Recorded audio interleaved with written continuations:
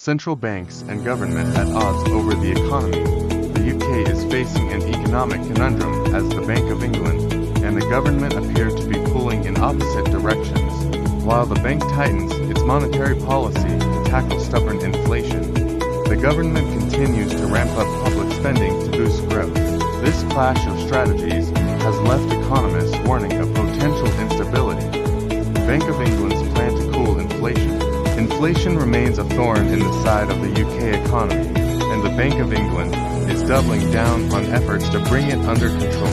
Interest rates remain steady at 4.5%, and as part of its quantitative tightening QT strategy, the bank plans to offload £100 billion of government bonds this year, reducing its holdings to £558 billion. This move is aimed at shrinking the money supply and dampening economic activity to cool inflation, but it comes at a cost of higher yield on government bonds and increasing borrowing costs for households and businesses alike. Government spending, a growth gamble. At the same time, the UK government is pouring money into the economy. Public spending for the 2023-24 fiscal year hit £1.2 trillion, up 5.6% from the previous year. Investments in public services and local government have seen similar growth, with capital spending jumping 12% to fund infrastructure and community projects.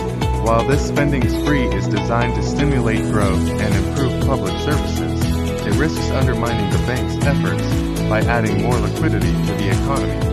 The growing tension. This tug-of-war between monetary and fiscal policy is creating significant challenges.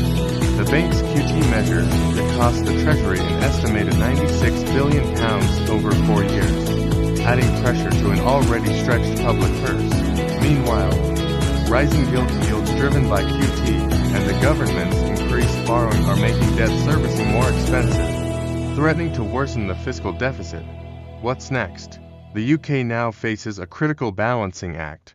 For the Bank of England, controlling inflation remains the top priority, even if it means higher borrowing costs in the short term. For the government, investing in growth is seen as essential to prevent a stagnating economy. Economists are calling for better coordination between the two sides to ensure that monetary tightening and fiscal expansion don't work at cross purposes. Without it, the UK risks prolonging its economic pain and delaying recovery. As the year unfolds, all eyes will be on whether the Bank of England and the government can strike a delicate balance or whether their opposing strategies will deepen the nation's economic challenges.